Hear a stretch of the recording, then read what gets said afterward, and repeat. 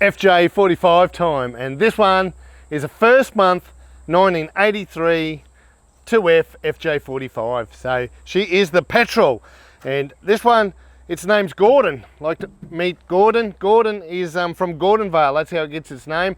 Okay, it's spent most of its life up north Queensland, around the Cairns area, south of Cairns, inland a bit. It's had several owners until Steve found it. Now Steve has owned it for 4 years, and when Steve found it online, his kids loved the fact that it came from the Gordon Vale, so they named it Gordon, and he found it online. And this one's got power steer. What else? It's got the disc brakes and it's got aircon already in it. So Steve said this one was for him. He bought it sight unseen and he hasn't looked back. He's been really happy. And again, he's owned it for 4 years, but now we've met Steve and we've got a relationship with Steve, and we've come into Mr. Landcruiser for multiple jobs. This one, it's mad what we've done. We've had just a little over 2 weeks to work on it, and we've gone through mechanical, electrical, some modifications, an exhaust system, rust repairs, and upholstery, all in those 2 weeks. So I might start outside of the vehicle because we're right up the front. It's show and tell. Would you get a look at this setup? This is an electric Thomas winch. You don't see too many of them. We've only had a few drive in here. So it's a Brisbane-based company, and they supplied a lot of Land Cruisers, mainly PTO winches in the day, but this one's got the U-Butte electric winch, and supporting up the front is the McKinnon's aftermarket bar, which is a replica of the genuine one. This one's really cool. They're like 5mm, and they come raw, so paint them whatever colour you want. But however, where they come into for us to fit, and we've seen pictures before, the winch itself sticks so far out that some guys are pushing the bar further forward just to make it all fit.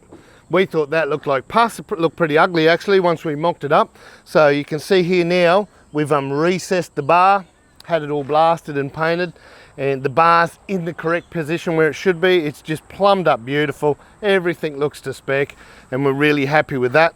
While we're up the front, we've also replaced indicators, and the headlights, we've done LED upgrade to those. So there's some of the things we've done up the front. This one is supporting the Yokohama all-terrains. It's got some flares here. This makes it legal. It keeps the wheels in. And behind me is the wood floor tray, my favourite. I know style sides are big and popular because they're very cool, but my favourite is the wood floor, just from the day. Reminds you of an old farmer's tilly. Very, very cool. I'm going to pop the bonnet. I'll even start it up because we've done a lot under the bonnet, and this thing is running. Now would you get a load of underneath the bonnet? It is running so smooth. I guess I'm wearing a microphone, it's probably not picking up a great deal of sound because the thing is just idling so lovely.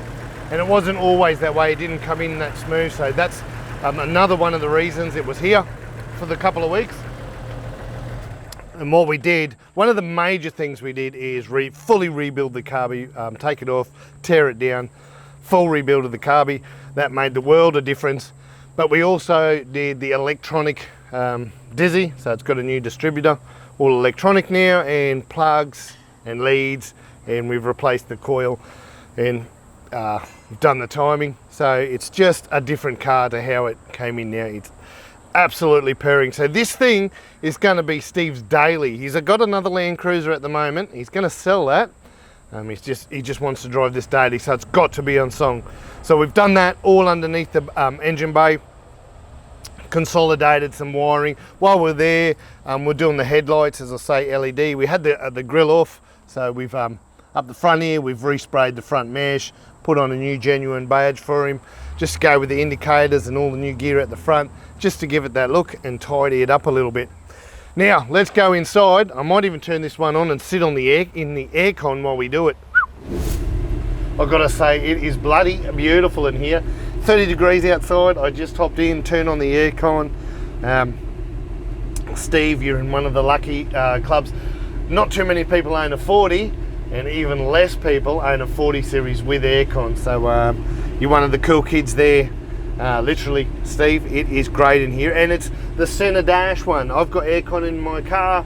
Passenger hates it because they get so freezing, where I'm nice and cool. The dash itself, it's all from the day. Here we go, another one of them choke, just a super rare. The clock, the radio, from its day, everything's from its day. It's unbastardized. I'm sure he's going to do a few mods to this because he's going to make it a daily. I'm sure there'll be a UHF or things go in here, but otherwise, what's going on? Look at this passenger seat. So we use a SoFine, Redcliffe, SEW Fine and Redcliffe, and they do all our upholstery. And you can't buy genuine material anymore, but they've done such a nice match. You can see the new centerpiece is been replaced, but it's a pretty close match to the rest of the seat, so it blends in well, and it's allowed Steve just to have the center replaced and not have to upholster the whole thing. Above my head, look at that roof lining. We don't sell genuine ute roof lining, so we've got a replica, again SoFine. They use ones with all the holes in there.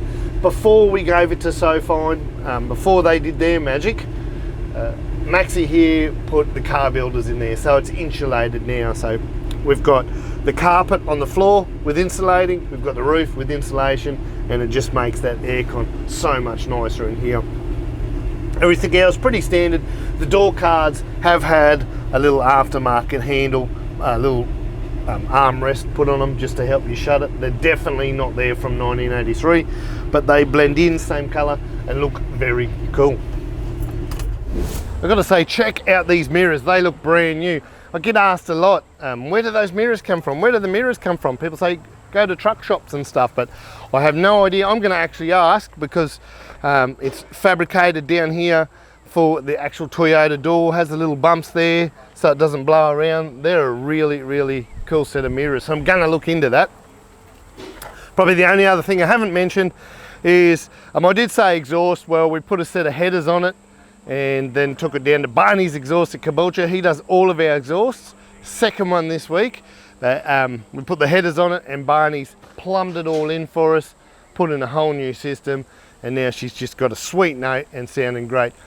This thing is ready. Now Steve is making it his daily, and the future plans are Moreton Island, so look out camping weekends and fishing. Who wouldn't want to do it in a 40 series? Hope you enjoyed FJ45, first month, 1983.